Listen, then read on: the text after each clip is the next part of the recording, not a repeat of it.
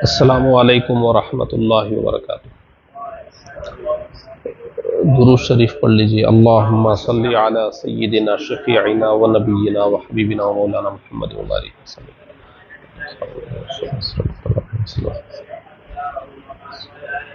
قربانی کے تعلق سے پڑھنا ہے۔ قربانی کے فضائل و مسائل پڑھیں گے۔ آج کے درس میں کچھ مسائل ہوں گے اور پھر کل کے درس میں بقیہ مسائل ہوں گے۔ 2 درسوں میں مسائل کو مکمل کریں گے۔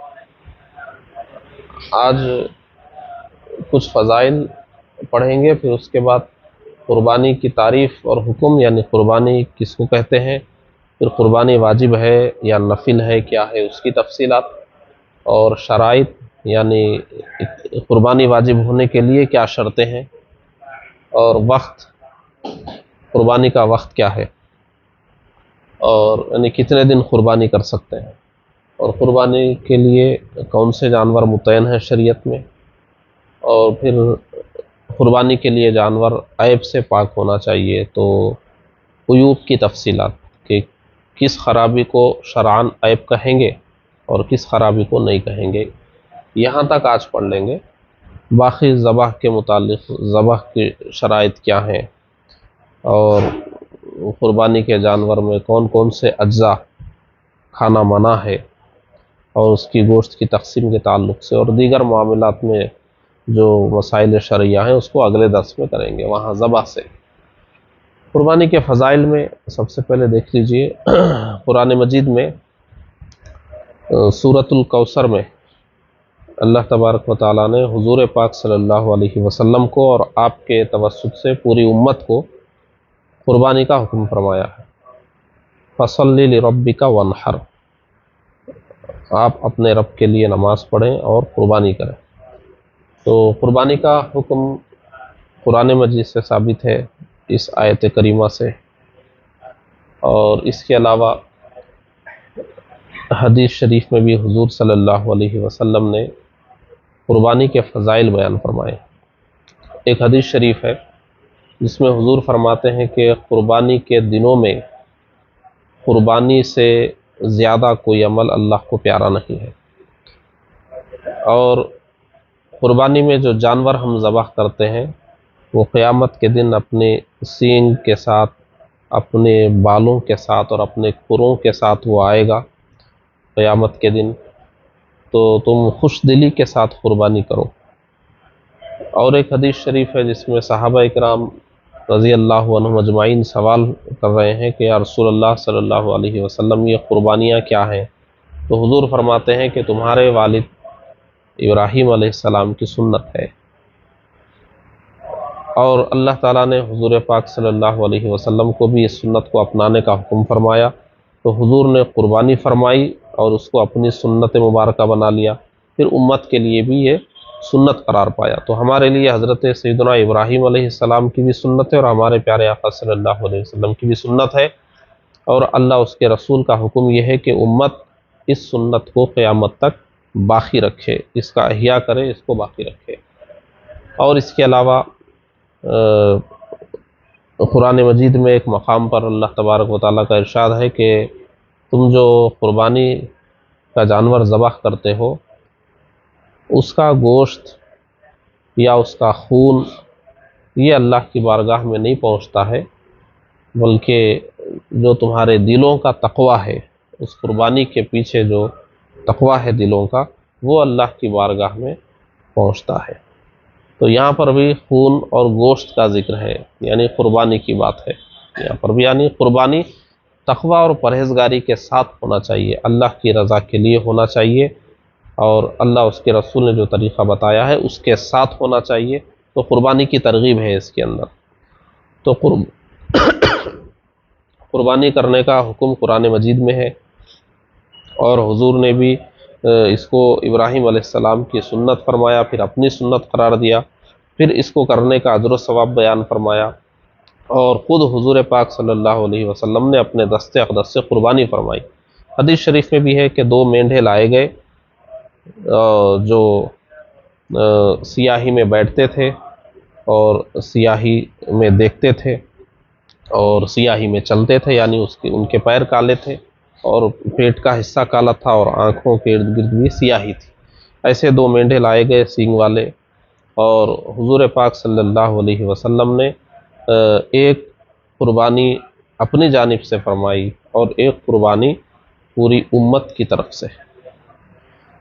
علماء اسلام نے ارشاد فرمایا ہے کہ یہ پوری امت کی جانب سے جو حضور نے قربانی فرمائی، تو اس وقت پوری امت تو موجود نہیں تھی، جو بعد میں پیدا ہونے والے تھے اور جو گزر گئے تھے جو اس وقت موجود تھے، تو جو موجود ہیں ان کی طرف سے بھی قربانی کر دینا، جو ابھی پیدا نہیں ہوئے ان کی طرف سے قربانی کر دینا، جو گزر گئے ان کی طرف سے، اور ان سب کی قربانی ایک ہی جانور میں کر دینا، یہ حضور پاک صلی اللہ علیہ وآلہ وسلم کی خصوصیات میں سے تھی۔ تو حضور نے امت کے لیے قربانی فرمائی، تو اسی لیے علماء اسلام نے فرمایا ہے کہ جس مسلمان کو بھی اللہ تبارک و تعالیٰ وسعت اور استطاعت دے، توفیق دے، اسے اپنی قربانی کے ساتھ ساتھ حضور پاک صلی اللہ علیہ وآلہ وسلم کی نام نامی اس میں گرامی سے بھی قربانی کرنا چاہیے۔ تو قربانی کے اور بھی بہت سے فضائل ہیں۔ ان فضائل کو بیان کرنے کا مقصد یہ ہے کہ بعض مسلمان جو دین کی سمجھ نہیں رکھتے، اسلام کا منشا نہیں سمجھتے، اللہ اس کے رسول کی مرضی نہیں سمجھتے، وہ بجائے قرآن و سنت سے دین کو سمجھنے کے اپنے ذہن سے سمجھنا شروع کر دیتے ہیں۔ ایسے بعض مسلمان ناواقفی میں یہ بولتے ہیں کہ قربانی کے بجائے غریبوں کو وہ رقم دے دی جائے تو زیادہ فائدہ ہوگا۔ تو دیکھیے، غریبوں کے لیے اسلام میں زکوٰۃ کا نظام ہے اور صدقات نافلہ کا نظام ہے، اور بھی غریبوں پر خرچ کرنے کے فضائل آئے ہیں۔ وہ جو صدقات نافلہ ہیں وہ تو اپنی مرضی ہے کرنا ہے یا نہیں کرنا ہے، لیکن زکوٰۃ تو ایک فرض ہے اور پورا ایک سسٹم ہے، پورا ایک نظام ہے۔ وہ نظام اسی لیے ہے کہ ضرور امت میں کچھ غریب لوگ ہوں گے، بیوائیں ہوں گی، یتیم ہوں گے، کچھ ایسے ہوں گے جو بیمار ہوں گے، کما نہیں سکیں گے، کچھ ایسے ہوں گے جو کمانے کی طاقت ہوگی مگر فی الحال ان کی حالت ٹھیک نہیں ہوگی، وہ بھی مستحق ہوں گے۔ تو ایسوں کے لیے زکوٰۃ کا نظام رکھا گیا ہے۔ مال کی ایک لمٹ ہے، جو اس لمٹ تک پہنچ گیا، اسلامی حساب سے مالداروں کی فہرست میں آ گیا، اس کے مال میں سال میں ایک مرتبہ 2.5%، 2.5 خود بخود مسلمانوں کا ہو جاتا ہے۔ تو کوئی بھی مسلمان اگر ترقی کر رہا ہے تو وہ خود بخود اس کے مال میں یہ 2.5% غریبوں کا ہو گیا، اب اس کی ذمہ داری ہے وہ دینا ہے۔ اتنا بہترین سسٹم اسلام کا ہے۔ تو جتنے مالدار ہیں وہ ایمانداری سے اپنی زکوٰۃ نکالیں گے اور ذمہ داری سے اس کو مستحق تک پہنچائیں گے، اور صرف مستحق لوگ زکوٰۃ لیں گے، غیر مستحق نہیں لیں گے۔ دونوں طرف سے ایمانداری کا مظاہرہ ہوگا تو ضرور غریبوں کی مدد کے راستے اسلام میں موجود ہیں، وہ نکل آئیں گے۔ تو قربانی کو ڈسٹرب کر کے غریبوں کے فائدے کے لیے سوچنا، یہ دین سے ناواقفیت ہے۔ ایک حدیث شریف بھی ہے، اللہ کے رسول ارشاد فرماتے ہیں کہ قربانی میں جو روپیہ قربانی کے دنوں میں خرچ ہوتا ہے، اس سے زیادہ اللہ کو کوئی روپیہ پیارا نہیں ہے۔ قربانی کے عمل سے زیادہ کوئی عمل اللہ کو ان دنوں میں پیارا نہیں ہے۔ حتیٰ کہ ایک شخص پر قربانی فرض واجب نہیں ہے، لیکن وہ اپنی رقم قربانی کے دنوں میں ایسے عمل میں صرف کرنا چاہتا ہے جو اللہ کو سب سے زیادہ پسند ہو، تو اس کو بھی قربانی کرنے کا حکم ہے کہ اس سے زیادہ پسند کوئی عمل اللہ کو نہیں ہے۔ تو ایک شخص نفل قربانی کرنا چاہتا ہے اور غریبوں کو رقم دینا چاہتا ہے، تو بھی اسلام میں یہی ترغیب دی گئی کہ وہ قربانی کرے، کیونکہ قربانی ابراہیم علیہ السلام کی اور ہمارے پیارے آقا کی سنت ہے، اس کو زندہ رہنا ہے اور اللہ کی بارگاہ میں جانور کو ذبح کرنا ہے اس کی رضا کے لیے۔ یہ قربانی ایک پورا ایک شعبہ ہے اسلام کے اندر۔ تو قربانی کے دنوں میں قربانی ہی کی فضیلت ہوگی۔ تو دیکھیے، یہ فضائل ہیں قربانی کے، اور دیگر بھی فضائل ہیں، اس کو ذہن میں رکھنا چاہیے۔ قربانی کی تعریف، قربانی کہتے ہیں کس کو ہے، تعریف کو اچھی طرح سمجھ لیجیے۔ فقہائے کرام جب کسی چیز کی تعریف فرمائے ہیں تو اس کو سمجھنا بہت ضروری ہے۔ قربانی کی تعریف اگر آپ اچھی طرح سمجھ لیں گے تو کئی مسائل سمجھ جائیں گے۔ قربانی کی تعریف کیا ہے؟ قربانی کے دنوں میں قربانی کے جانور کو اسلامی طریقے سے قربانی کی نیت سے ذبح کر دینا، قربانی کے دن ہو اور قربانی کا جانور ہو اور قربانی کی نیت سے ذبح کرنا، یہ جو ذبح کرنا ہے، یہ جو چھری چلا رہے ہیں، یہی ہے قربانی۔ وہ جو آپ جانور خرید رہے ہیں وہ قربانی نہیں ہے، بعد میں جو گوشت کے حصے بنا رہے ہیں وہ قربانی نہیں ہے، جو بانٹ رہے ہیں وہ قربانی نہیں ہے، جو کھا رہے ہیں وہ قربانی نہیں ہے۔ قربانی کی تعریف دیکھیے آپ، قربانی ہے کیا؟ خریدنا قربانی ہے کہ کاٹنا قربانی ہے کہ بانٹنا قربانی ہے کہ کھانا قربانی ہے؟ قربانی کیا ہے؟ وہ جو چھری چلا رہے ہیں وہی قربانی ہے۔ وہ صحیح ہوا، وقت بھی ہے، جانور بھی قربانی کے لائق ہے اور وہ ذبح بھی ہو گیا، تو وہ کیا ہے؟ وہی قربانی ہے۔ ذبح ہو گیا، قربانی ہو گئی۔ اب آگے جو چیزیں ہیں وہ قربانی کا ہی حصہ ہے، لیکن ادھر جو چیزیں ہیں وہ واجب کے درجے میں نہیں ہے کہ اگر ادھر کچھ گوشت کے حصے بنانے میں غلطی ہوگی تو قربانی نہیں ہوگی، ایسا کچھ نہیں ہے۔ وہ قربانی کا جو چمڑا ہے کسی کو دینے کے بجائے وہ خود اس کے پیسے بیچ کر کھا لیے، جائز تو نہیں ہے مگر قربانی تو ہو گئی آپ کی۔ ادھر کی جو غلطیاں ہیں، ذبح ہو جانے کے بعد کی جو غلطیاں ہیں، اس سے قربانی پہ فرق نہیں پڑے گا۔ ذبح ہوا، قربانی ہو گئی، اب ادھر بھی دیکھنا ہے آپ کو کیا جائز ہے کیا ناجائز ہے، پابندی ادھر بھی کرنا ہے، لیکن قربانی یہاں آپ کی ہو گئی ذبح کرتے ہی۔ تو ضروری کیا ہے؟ جانور شریعت کا بتایا ہوا ہونا چاہیے، ذبح کے شرائط پائے جانا چاہیے اور قربانی کا وقت ہونا چاہیے۔ یہ تین چیزیں ایک جگہ جمع ہو گئی، قربانی کا وقت بھی ہے، جانور بھی شریعت کے مطابق ہے اور ذبح بھی شریعت کے مطابق ہو گیا، ہو گئی قربانی۔ تو یہ قربانی کی تعریف ہے۔ تو اس کو فقہائے کرام اس طرح فرماتے ہیں، مخصوص جانور کو مخصوص دنوں میں عبادت کی نیت سے ذبح کرنے کا نام قربانی ہے۔ یہ تعریف فقہائے کرام فرماتے ہیں، قربانی کی تعریف ہو گئی۔ تو قربانی اسی کا نام ہے۔ اس میں گڑبڑی ہوگی، قربانی نہیں ہوگی، جانور سے نہیں ہوگا، شریعت کے بتائے ہوئے طریقے پر نہیں ہوگا، شرائط پر نہیں ہوگا، قربانی نہیں ہوگی، وقت نہیں ہوگا، نہیں ہوگی، اور ذبح سے نہیں ہوگا، نہیں ہوگی۔ یہ تین چیزوں کو درست رکھنا ضروری ہے۔ تو اس میں آپ دیکھ لیجئے، اب ایک ایک چیز کو لیجئے آپ۔ قربانی کا وقت نہیں ہوا، جانور بھی صحیح ہے، ذبح بھی صحیح کیے، لیکن ابھی عید کی نماز ہوئی نہیں شہر میں اور ادھر قربانی کر دیے، نہیں ہوگی قربانی۔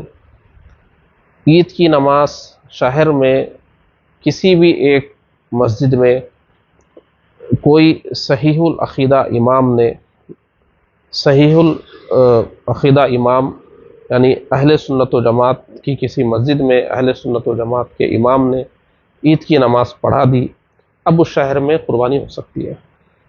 سب سے پہلے جہاں بھی ہو جائے، عیدگاہ میں ہو، مسجد میں ہو، کہیں بھی ہو، جو پہلی نماز ہوگی عید کی، اس نماز کے بعد قربانی جائز ہو جائے گی۔ اب اگر کوئی نماز ہونے سے پہلے ہی قربانی کرتا ہے شہر کے اندر، تو چونکہ وقت شروع نہیں ہوا، جانور بھی صحیح ہے، ذبح بھی صحیح کیا، لیکن قربانی کا وقت نہیں ہے، لہٰذا قربانی نہیں ہو، کیونکہ قربانی کی تعریف نہیں پائی جا رہی۔ تعریف کیا ہے؟ مخصوص جانور مخصوص وقت میں قربانی کی نیت سے۔ تو مخصوص جانور بھی ہے، قربانی کی نیت بھی ہے، مگر مخصوص وقت نہیں ہے، وقت شروع نہیں ہوا قربانی کا۔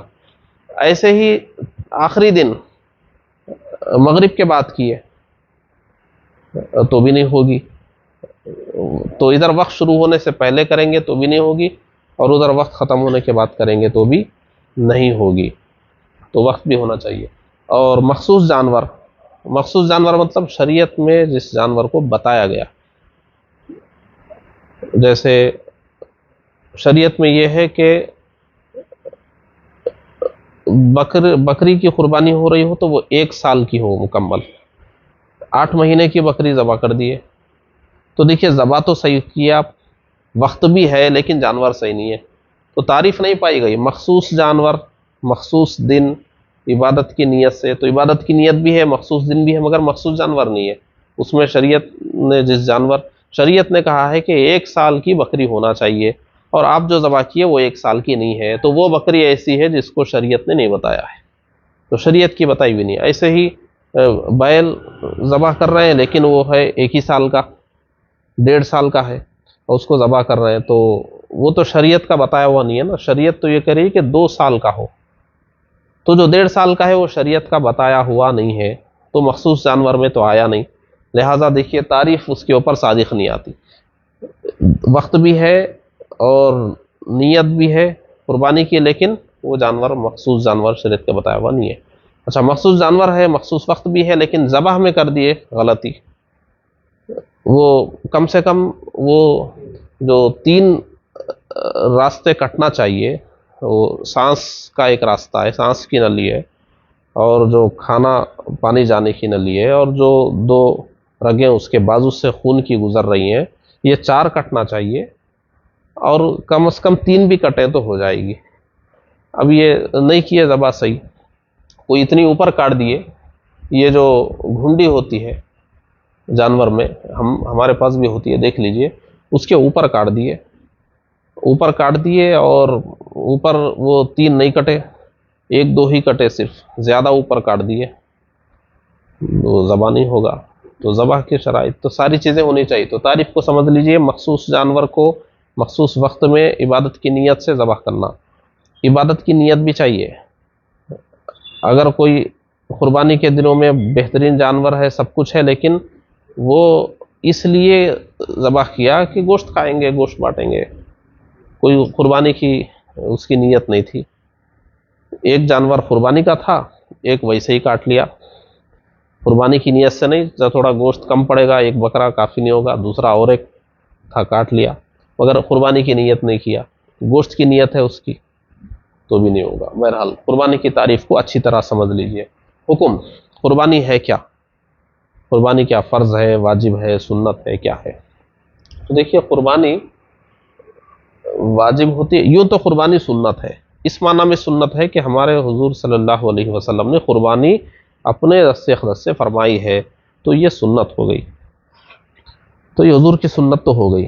اب ایک ہے احکام میں، وہ کیا ہے، وہ فرض میں ہے، واجب میں ہے، کس میں؟ تو دیکھیے، واجب بھی ہے اور نفل بھی ہے۔ واجب قربانی کس کو کہتے ہیں؟ جو صاحب نصاب ہے اس پر قربانی واجب ہوتی ہے، صاحب نصاب کی تفصیل آ رہی ہے، جو صاحب نصاب ہے اس پر قربانی واجب ہے۔ اب جو صاحب نصاب نہیں ہے، غنی نہیں ہے، وہ فقیر ہے، صاحب نصاب نہیں ہے، صاحب نصاب ہونے کے لیے جتنا مال ہونا چاہیے اتنا نہیں ہے، اس کے پاس کم ہے، تو اس کو فقیر شرعی بولتے ہیں۔ تو فقیر شرعی، اس کے وہ اگر قربانی کرتا ہے تو نفل ہے، مگر اس میں 2 صورتیں ہیں۔ جو فقیر شرعی ہے جس پر قربانی واجب نہیں ہے، اگر وہ قربانی کی نیت سے جانور خریدتا ہے تو اب یہ واجب ہو جائے گی اس کے اوپر بھی، تو اس کی بھی قربانی واجب قربانی ہوگی۔ اور اگر وہ نذر مان لیا کہ میں قربانی کروں گا اللہ کی رضا کے لیے، میرے اوپر قربانی لازم ہے، تو بھی واجب ہو جائے گی، ہے فقیر شرعی مگر لازم ہو جائے گی، وہ نذر کی قربانی ہوگی، واجب ہے وہ بھی۔ اور ایک ہے کہ قربانی کی نیت سے جانور خریدا، منڈی میں گیا، چلو میں بھی قربانی کروں گا، واجب تو نہیں ہے میرے اوپر لیکن کروں گا، لیکن گیا اور جانے کے بعد جانور خریدا، اب واجب ہو گئی، اسی جانور کی واجب ہو گئی اس کے اوپر۔ قربانی کی نیت سے بکرا خریدا، اب اس بکرے کی قربانی اس پر واجب ہو گئی۔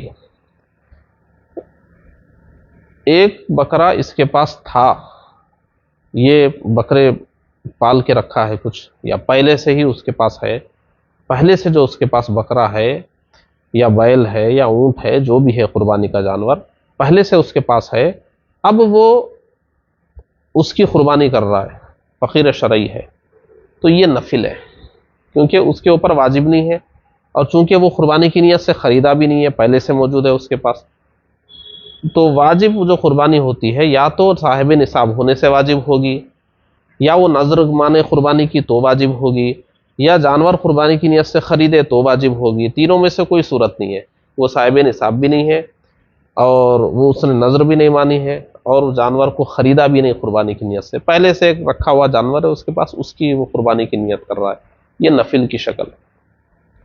تو واجب کس پر ہے؟ صاحب نصاب پر واجب، اور جو شخص نظر مان لے اس پر بھی واجب۔ اور نفل کس پر ہے؟ نفل کس کی ہے؟ جو فقیر شرعی بھی ہے اور قربانی کی نیت سے وہ جانور بھی نہیں خریدا ہے اور نظر بھی نہیں مانا ہے، اب وہ قربانی کر رہا ہے، تو یہ ہے نفل۔ تو واجب اور نفل دونوں آپ سمجھ گئے ہوں گے۔ مرحوم ان کے نام سے بھی جو دیتے ہیں وہ بھی نفل میں آتی ہے۔ اچھا دیکھیے،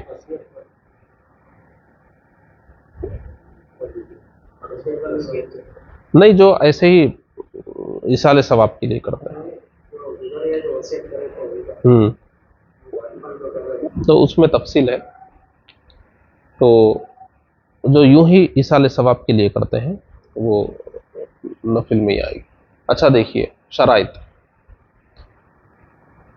قربانی واجب ہونے کے لیے کیا شرط ہے، کس پر واجب ہوگی؟ تو اس کے لیے مسلمان ہونا چاہیے، مقیم ہونا چاہیے، مسافر نہیں، مسافر پر قربانی واجب نہیں، مسافر اگر کرے گا تو وہ نفل ہوگی، مسافر کرے گا تو نفل ہوگی، شریعت رخصت دیتی ہے۔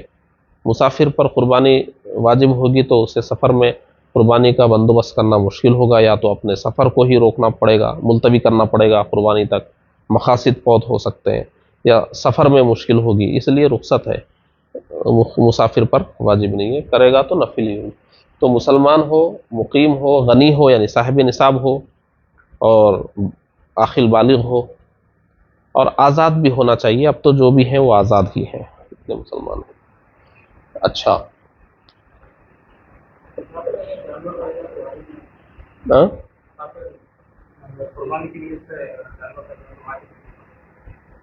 ہوگا ہوگا واجب ہوگا، مگر اس پر یہ جو قربانی ہے صاحب نصاب ہونے کی وجہ سے واجب ہوتی ہے وہ نہیں ہوگی، وہ اس پر واجب نہیں ہے، وہ تو اپنے سے بندوبست کرنے گیا ہو تو وہ الگ بات۔ تو شرائط میں وہی ہے، مسلمان ہونا چاہیے، جو مسلمان نہیں ہے اس پہ قربانی واجب ہی نہیں ہے۔ تو واجب ہی نہیں ہے تو پہلے وہ جو، اب ہمارے بزرگوں نے بہت اچھا جملہ فرمایا ہے بعض بدعقیدوں کے بارے میں، کہ وہ ان کی قربانی ہوتی ہے نہیں، بھئی وہ لوگ دین ہی قربان کر کے بیٹھے ہوئے وہ ان کی قربانی کیا ہوگی؟ تو دیکھیے مسلمان ہونا چاہیے، مقیم ہونا چاہیے، صاحب نصاب ہونا چاہیے، اور عاقل بالغ بھی ہونا چاہیے۔ اچھا اب اس میں دیکھیے نصاب کی تفصیل سمجھ لیجئے، تھوڑا نصاب کو سمجھنا چاہیے، قربانی کس پر واجب ہے، قربانی کا نصاب کیا ہے، کتنے پیسے ہوں تو قربانی واجب ہوگی؟ تو اس کا نصاب وہی ہے جو صدقہ فطر کا نصاب ہے۔ نصاب کیا ہے؟ آسان الفاظ میں سمجھ لیجئے، 7.5 تولے سونا ہے، اگر صرف سونا ہے، چاندی روپیہ پیسہ کچھ بھی نہیں ہے، صرف سونا ہے، تو 7.5 تولے اگر ہے، اور صرف چاندی ہے تو 52.5 تولے، اور تھوڑا سونا تھوڑی چاندی ہے، تو دونوں ملا کر، اور جو پیسے ہمارے پاس تھوڑے بہت جو بھی 2-4 ہزار جمع ہے، یا جو بھی ہمارا ضرورت سے زائد سامان ہے وہ سب ملا کے 52.5 تولہ چاندی کی قیمت کا ہو رہا ہے، تو بھی قربانی واجب ہے۔ جیسے بعض خواتین کے پاس 3 تولے سونا ہے، 15 تولے چاندی ہے، قربانی واجب ہے ان کے اوپر، کیونکہ دونوں کو ملانے سے 52.5 تولہ چاندی کی قیمت ہو جاتی ہے۔ اور مان لیجئے سونا ہے ہی نہیں، چاندی ہی ہے 15-20 تولے، کسی عورت کے پاس صرف چاندی ہے 15-20 تولے، لیکن ان کے پاس کپڑے ایکسٹرا ہیں، کپڑے ہیں 40-50 جوڑے کپڑے ہیں، تو 3-4 جوڑوں کے بعد جو بھی کپڑے ہیں، فقہاء کرام فرماتے ہیں ایک جوڑا گھر میں پہننے کا، ایک جوڑا کام کاج کے وقت پہننے کا، ایک جوڑا مخصوص موقعوں پر پہننے کا، یہ 3 جوڑے ہیں، اب یہاں تو 40 جوڑے ہیں، بہرحال جو ایکسٹرا ہیں ان کو بھی جوڑنا ہی ہوگا، ان کی بھی قیمت حساب میں رکھیں گے۔ اور کچھ سامان پڑا ہوا ہے، جیسے اب سامان بعض گھروں میں وہ پرانے سامان میں ڈالنے کے لیے کچھ ریجیکٹ کیا ہوا سامان ہوتا ہے، اس کو آج نہیں تو کل پرانے سامان میں ڈالنا ہے، کچھ بھی ایسا سامان ہے اس کی بھی قیمت جوڑیں گے۔ کوئی بھی چیز ہماری رکھی ہوئی ہے وہ ہماری ضرورت کی نہیں ہے، اس کو بہرحال ضرورت سے ہمارے زائد ہے، اس کو فروخت کر دینا ہے، وہ سب اس میں جوڑیں گے۔ تو سونا چاندی، خواتین کا پہلے سن لیجئے، خواتین کے پاس عموماً سونا چاندی ہوتے ہیں یا کچھ پیسے ہوتے ہیں، تو سونا 7.5 تولے ہے تو بھی قربانی واجب، چاندی 52.5 تولے ہے تو بھی قربانی واجب۔ سونا تھوڑا ہے، 7.5 تولے سے کم ہے، چاندی 52.5 تولے سے کم ہے، مگر دونوں کو ملا کر اس کی قیمت دیکھنے سے 52.5 تولے چاندی کی قیمت ہو رہی تو بھی واجب۔ چاندی ہے، سونا نہیں ہے، صرف چاندی ہے لیکن تھوڑے پیسے جمع ہیں، اور وہ جو ان کے اضافی کپڑے وغیرہ جو بھی ان کے سامان ہیں، ان کے اپنے حاجت اصلیہ سے زائد زندگی بسر کرنے کے لیے جن چیزوں کی ضرورت ہوتی ہے، وہ جو ضرورت سے زائد ہے، ضرورت سے زائد، اب بہت سارے شو کے سامان ہوتے ہیں، وہ استعمال کرنے کے لیے بس شو کے لیے رکھے ہوئے ہیں، ضرورت سے زائد ہیں وہ بھی۔ آپ کے پاس کتابیں ہیں لیکن آپ اس کو پڑھنے کے قابل نہیں ہیں، وہ بھی ضرورت سے زائد ہیں۔ جو کتابیں آپ کے پاس ہیں وہ آپ اس کو پڑھنے کے لائق ہی نہیں ہیں، بس وہ رکھے ہوئے ہیں، تو وہ بھی آپ کے لیے، حتیٰ کہ فقہاء کرام نے یہاں تک فرمایا کہ بہترین قیمتی قرآن شریف ہے آپ کے پاس لیکن آپ ناظرہ نہیں پڑھ سکتے، یعنی اس کو دیکھ کے پڑھ نہیں سکتے، تو پھر وہ آپ کی ضرورت سے زائد ہے، کیونکہ آپ اس کو پڑھ ہی نہیں سکتے تو اس کو آپ استعمال ہی کیا کریں گے؟ آپ سیکھ لیں گے پڑھنا تو اس کے بعد آپ اس کو استعمال کر سکتے ہیں، آپ کی ضرورت کی چیز ہو جائے گا وہ، تو اس کو تک بھی جوڑنے کا حکم دیا گیا۔ تو یہ خواتین کا ہو گیا، خواتین پر بالعموم قربانی واجب ہوتی ہے، اور چونکہ خواتین پہ قرض نہیں ہوتا، خواتین پہ قرض ہوتا نہیں، جو قرض ہے وہ مرد پہ ہوتا ہے، شوہر پر، تو خواتین کے پاس سونا چاندی بھی ہوتے ہیں اور قرض بھی نہیں ہوتا ہے، اس لیے بہت ممکن ہے کہ ان کے اوپر قربانی واجب ہو، اور اکثر خواتین پہ قربانی واجب ہوتی ہے۔ وہ کرنا کہاں سے چاہیے؟ تو وہ جمع کریں، جس طرح اور چیزوں کے لیے پیسے جمع کرتے ہیں اسی طرح اس کے لیے بھی جمع کریں، قربانی کے لیے بھی۔ اچھا، اب مرد حضرات کی بات کریے، مردوں کا معاملہ، مردوں کے پاس تو سونا چاندی ہوتے نہیں ہیں، پیسے ہی ان کے پاس، یا تو پیسے ہوتے ہیں یا کوئی پلاٹ ہوتا ہے، اور یا کوئی مکان ہوتا ہے جو اپنے رہنے کے مکان کے علاوہ ایکسٹرا مکان ہے، یا کوئی گاڑی ہوتی ہے جو وہ پرانی گاڑی، اب وہ رکھ دیے، نئی گاڑی لے لیے، پرانی گاڑی وہ بیچنا ہے، اب زائد ہے وہ ایسے رکھی ہوئی، یا بعض لوگ شوقیہ رکھے رہتے ہیں، پرانی گاڑی بھی نہیں بیچیں گے، نئی گاڑی بھی لے لیے، پرانی بھی یادگار کے طور پہ رکھی رہے گی، اس کو بھی نہیں بیچنا ہے۔ تو اور ایسے ہی پرانا سامان گھر میں رکھا ہوا ہے جو بہرحال پرانے سامان کی دکان میں ڈالنا ہے ایک نہ ایک دن، ہماری ضرورت کا وہ ہے نہیں، تو جو بھی ضرورت سے زائد چیزیں ہمارے پاس ہے، دیکھیے جو چیز ہمارے استعمال میں ہے وہ ضرورت سے زائد نہیں ہے۔ آپ 2 گاڑی آپ کے استعمال میں ہے، یہ گاڑی بھی استعمال میں ہے، یہ گاڑی بھی استعمال میں ہے، تو یہ آپ دونوں اس کو استعمال کر رہے ہیں، لیکن جو ایسے ہی رکھی ہوئی ہے آپ کی ضرورت سے زائد ہے، جو ضرورت سے زائد ہے، ضرورت سے زائد 2 گاڑی آپ کو ضرورت ہے، ایک گاڑی گھر کے لیے آپ کو ضرورت ہے، ایک گاڑی دکان کے لیے آپ کی ضروری ہے، تو اس کو نہیں جوڑیں گے، وہ تو کام پہ لگی ہوئی ہے۔ جو ضرورت سے زائد ہے، جو گاڑی، جو موبائل ضرورت سے زائد ہے، جو کمپیوٹر ضرورت سے زائد ہے، اور جو بھی سامان ہے جو آپ کی ضرورت سے زائد ہے وہ جوڑا جاتا ہے، وہ اگر 52.5 تولے چاندی کی قیمت کا ہو جاتا ہے سب مل کر، اور یہ مرد کے اوپر قرضہ بھی نہیں ہے، قرض بھی نہیں ہے، قرض ہو تو قرض کی رقم پہلے نکالیں گے یہاں سے جتنی ہمارے پاس جمع ہے، اور جو اس طرح ضرورت سے زائد چیزوں کی قیمت ہے ان سب میں سے قرض کو پہلے مائنس کریں گے، قرض کو منہا کریں گے، ہٹائیں گے، اب جو بچ رہی ہے وہ اگر 52.5 تولہ چاندی کی قیمت کے برابر ہے تو قربانی واجب ہے۔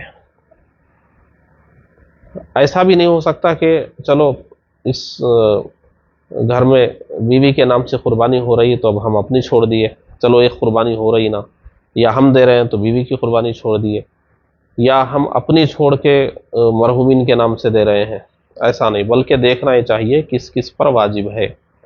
شوہر بیوی دونوں پر واجب ہے تو 2 قربانیاں دیں گے، مرحومین کے نام پر بھی دینا ہے تو اپنی 2 دینے کے بعد تیسری والی کسی مرحوم کے نام سے دیں گے۔ ایسا نہیں ہو سکتا کہ ایک سال ان کے نام پر دیں گے، پھر سال ان کے نام پر دیں گے، پھر اگلا سال آئے گا تو ان کے نام پہ، ایسا باری باری نہیں، جس پر واجب ہے ان کو قربانی دینا ہے۔ اگر ہر سال دونوں پر واجب ہے تو ہر سال دونوں قربانی دیں گے۔ تو یہ تفصیلات ذہن میں رکھنا چاہیے۔ ایک عام بات یہی ہے کہ قربانی زکوٰۃ کی طرح نہیں ہے۔ زکوٰۃ میں کیا ہوتا ہے، زکوٰۃ میں آپ جس گھر میں رہ رہے ہیں اس کے علاوہ ایک گھر ہے، وہ اس گھر پر زکوٰۃ نہیں ہوتی۔ زمین خرید کر آپ رکھ لیے ہیں، اس کو زکوٰۃ کے نصاب میں نہیں جوڑا جاتا ہے، لیکن قربانی میں آپ کوئی زمین لے کے رکھے ہوئے ہیں تو وہ بھی جڑے گی، الگ سے کوئی مکان ہے آپ کا جو کرائے پر دے کے رکھے ہیں آپ، وہ بھی جوڑیں گے۔ تو زکوٰۃ میں مال نامی ہونا شرط ہے، سال گزرنا شرط ہے، اور قربانی میں مال نامی کی شرط نہیں ہے۔ اس میں ہر قسم کا مال جو بھی حاجات اصلیہ سے زائد ہے، ہر قسم کا مال جڑے گا، اور سال گزرنا بھی ضروری نہیں ہے۔ قربانی کے دن، عید کے دن آپ کے پاس کوئی آپ کو باقی تھا 1,00,000 روپے، عید کے دن خوشی میں لا کے دے دیا، چلو لے لو، قربانی واجب ہو گئی آپ کے اوپر، کیونکہ آپ صاحب نصاب ہو گئے نا، سال گزرنا اس میں شرط نہیں ہے۔ تو قربانی کے دنوں میں آپ صاحب نصاب ہو گئے، دیگر شرائط بھی پائی گئی، قربانی واجب ہے، نہ سال گزرنا شرط ہے نہ مال نامی شرط ہے۔ تو یہ غنی صاحب نصاب، تو نصاب کی یہ تفصیلات ہے۔ اور قربانی قرض لے کر بھی کر سکتے ہیں، قربانی اگر ہمارے اوپر واجب ہے، اگر ہمارے پاس پیسے نہیں ہیں، قرض لے کر بھی قربانی کر سکتے ہیں، قربانی ہو جائے گی۔ کوئی ہمارا قرض باقی ہے، اگر وہ جو قرض ہے وہ قرض نصاب کے برابر ہے تو حکم یہ ہے کہ اس سے ہم قربانی کی مقدار میں پیسے پوچھیں، بھائی اتنے تو دے دو جتنے سے قربانی ہوگی، 10,000 روپے دے دیجئے، میں قربانی کر لوں گا۔ اگر وہ دے تو قربانی کر لے، اگر نہ دے تو پھر کوئی بات نہیں۔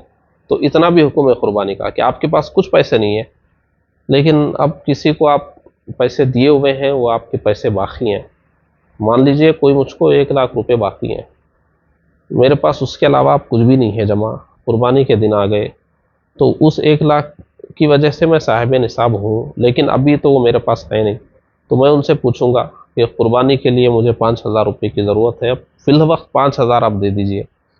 اس طرح حاصل کرنے کی کوشش کرنا چاہیے ان سے، اس کے بعد قربانی کریں۔ اب وہ اگر نہ دیں تو پھر، اور اتنا تو حکم ہے کہ ان سے پوچھیں۔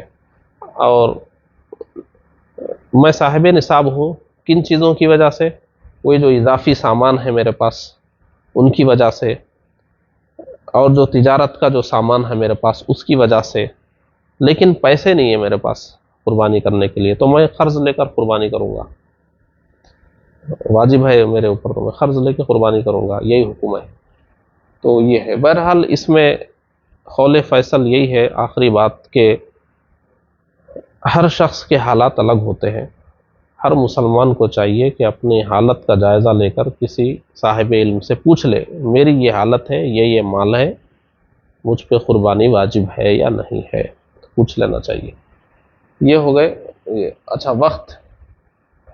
وقت کیا ہے؟ 10 تاریخ ذوالحجہ کی، 11 تاریخ، 12 تاریخ، لیکن 10 تاریخ کا مطلب 10 تاریخ تو مغرب سے شروع ہو جائے گی نہیں، جب صبح ہوگی 10ویں کی اور شہر میں اگر قربانی ہو رہی ہے تو عید کی نماز کے بعد سے وقت شروع ہوگا، اور اگر دیہاتوں میں ہو رہی ہے جہاں عید کی نماز واجب نہیں ہے تو وہ ایسی جگہوں پر ہو رہی تو فجر کے بعد سے ہی وہ قربانی کر سکتے ہیں۔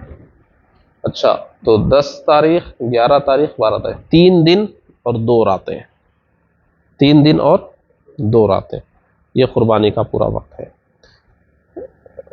ایک اس میں یہ بھی ہے کہ مان لیجئے کہ برسات کا موسم ہے، شریعت میں بہت رخصت ہے، برسات کا موسم ہے، اتنی برسات ہوئی عید کے دن، اتنی برسات ہے کہ عید کی نماز نہیں پڑھ سکتے، تو عید کی نماز کو دوسرے دن پڑھنے کے لیے مقرر کر لیے کہ کل پڑھیں گے، ایسا بھی ہو سکتا ہے۔ تو اب عید کی نماز جب اگلے دن پر چلی گئی تو اس دن زوال سے قربانی کریں گے، عید کی نماز کا وقت گزر جانے کے بعد سے۔ پھر دوسرے دن عید کی نماز سے پہلے بھی ہو سکتی ہے۔ جیسے اب دیکھیے برسات میں کیا ہوتا ہے، بھیگ بھیگ کر پڑھ لیتے ہیں عید کی نماز، لیکن اتنی برسات ہے کہ اب کچھ مشکل ہے، نکلنا ہی مشکل ہے گھروں سے۔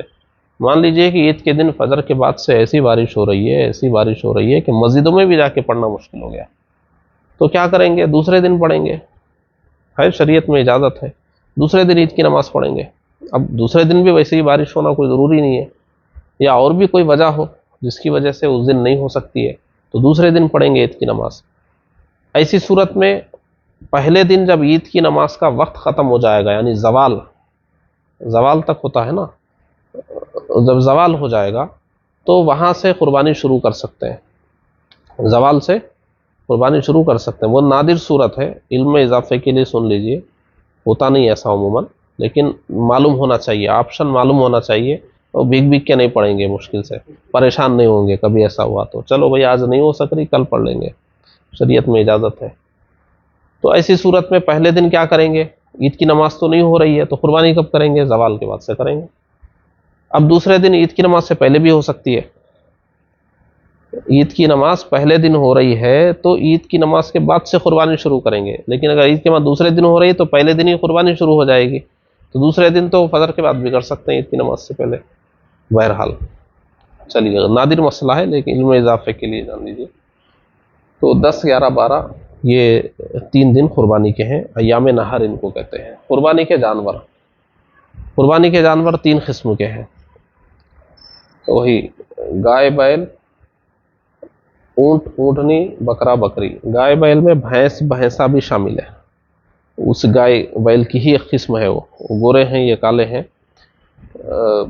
اور تھوڑا بہت کچھ فرق ہے اس میں، لیکن بہرحال اسی قسم سے ہے۔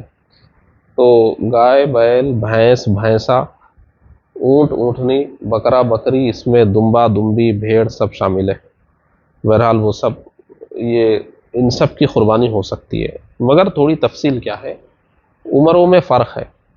یہ جو چھوٹا ہے بکرا بکری، دمبا دمبی، بھیڑ وغیرہ، پوٹلا جو بھی آپ بولتے ہیں، وہ 1 سال کا ہونا چاہیے۔ اس میں جو بکرا بکری تو 1 سال کا ہونا چاہیے، جو دمبا بھیڑ وغیرہ بول رہے ہیں اس میں یہ ہے کہ 1 سال سے کم ہے، لیکن اتنا فربا ہے، موٹا تازہ ہے کہ دور سے 1 سال والوں میں اگر اس کو ٹھہرا کر دیں گے آپ تو دور سے وہ انہی میں مل جائے گا، الگ سے نہیں معلوم ہوگا، ایک چھوٹا معلوم ہو رہا ہے، 1 سال والوں کے برابر ہی وہ دور سے نظر آتا ہے، تو اس کی بھی ہو جائے گی۔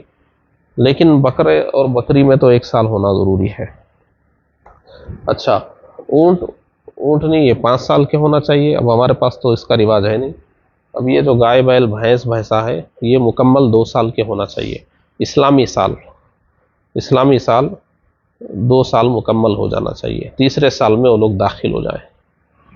اچھا، وہ دانتوں سے اس کی شناخت کرتے ہیں، دانت ضروری نہیں ہے، 2 سال عمر ہونا ضروری ہے، لیکن جو جانور ہمارے سامنے پلا بڑا نہیں، بازار میں جا کے ہم خرید رہے، تو تجربے سے یہ بات ثابت ہے کہ وہ جو سامنے کے 2 دانت ہوتے ہیں اس کے، وہ 2 دانت جو دودھ کے دانت ہیں وہ جھڑ کر نئے دانت آ گئے ہیں، تو اس کا مطلب یہ ہوتا ہے کہ وہ 2 سال کا ہو گیا ہے۔ یعنی بکری میں ایسا ہوا تو وہ 1 سال کی ہو گئی ہے، اور یہ گائے بیل وغیرہ مطلب 2 سال کا ہو گیا ہے۔ تجربے سے یہ بات ثابت ہے کہ اگر وہ دانت نکل آئے ہیں تو ضرور وہ 2 سال کا ہوگا۔ ضروری نہیں ہے ایسا، ایک جانور آپ کے سامنے پلا بڑا ہے، آپ کو یقین سے معلوم ہے وہ 2 سال کا ہے، ایسا بھی ہو سکتا ہے کہ اس کے دانت ابھی نہ نکلے ہوں، ہو سکتا ہے، لیکن جس کے نکلے ہیں وہ 2 سال کا ہوگا، جس کے نکلے ہیں وہ 2 سال کا ہوگا۔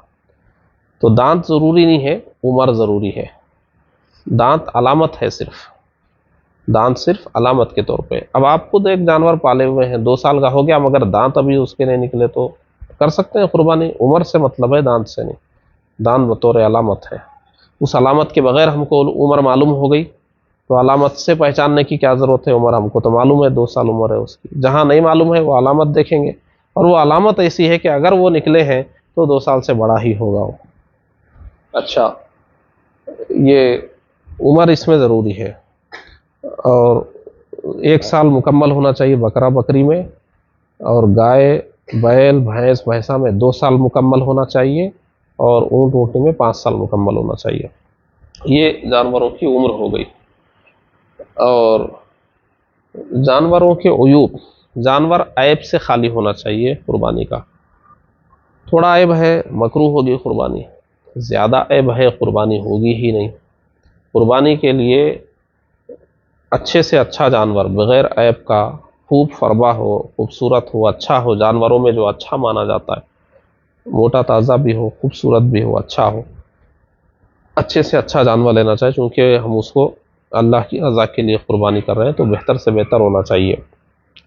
تو کچھ عیب ایسے ہیں، وہ عیب اگر ہوں گے تو قربانی اس جانور کی نہیں ہوگی. کیا عیب ہے؟ مختصراً دیکھ لیجئے. سینگ سے آئیے، پہلے سینگ سے آئیے. سینگ ضروری نہیں ہے قربانی کے جانور کی، سینگ ہونا ضروری نہیں ہے. اس کی عمر ہے، سینگ ہو یا نہ ہو آپ قربانی کر سکتے ہیں. لیکن اگر سینگ ہے تو سینگ جڑ سے ٹوٹی ہوئی نہیں ہونا چاہیے. اوپر سے ٹوٹی ہوئی، آدھی سینگ ٹوٹی ہوئی ہے، قربانی ہو جائے گی.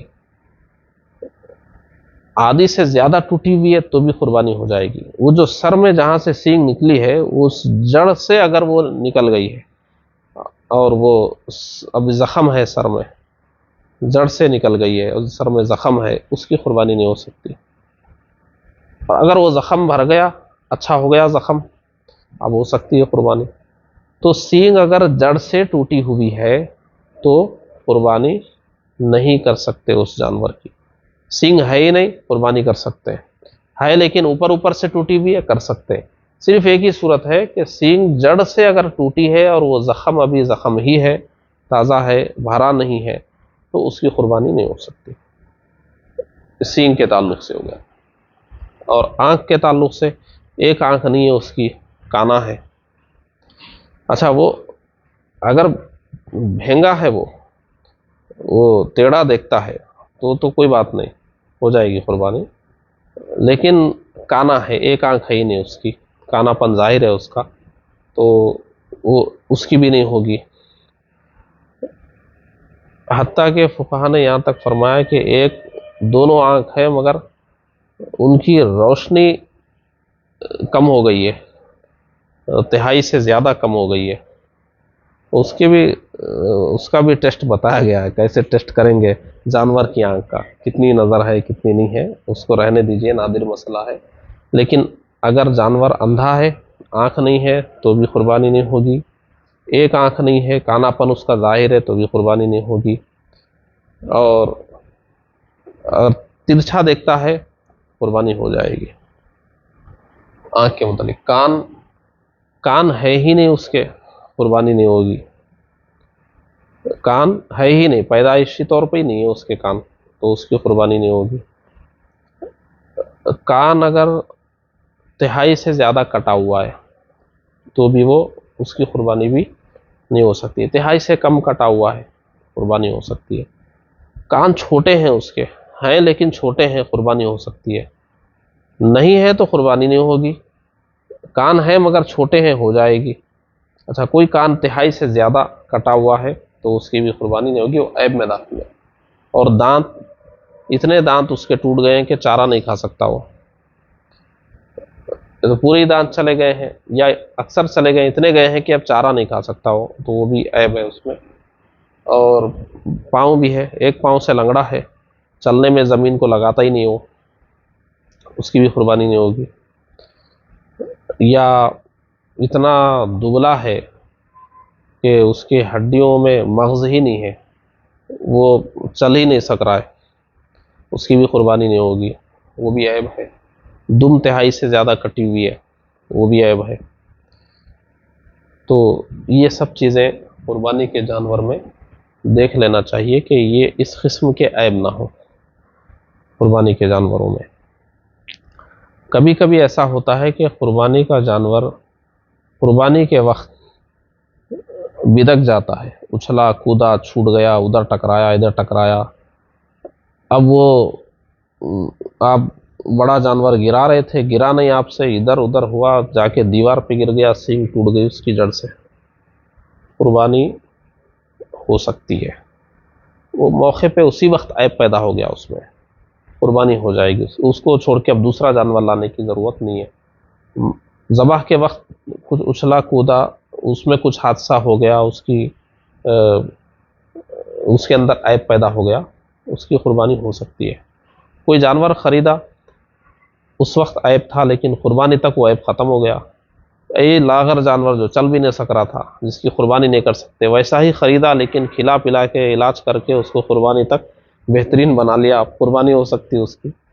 یا وہ اس کے سر میں زخم تھا، سینگ ٹوٹی ہوئی تھی، زخم تھا، لیا لیکن اب قربانی کا وقت آنے تک اس کا زخم ٹھیک ہو گیا، وہ عیب ختم ہو گیا، کر سکتا ہے۔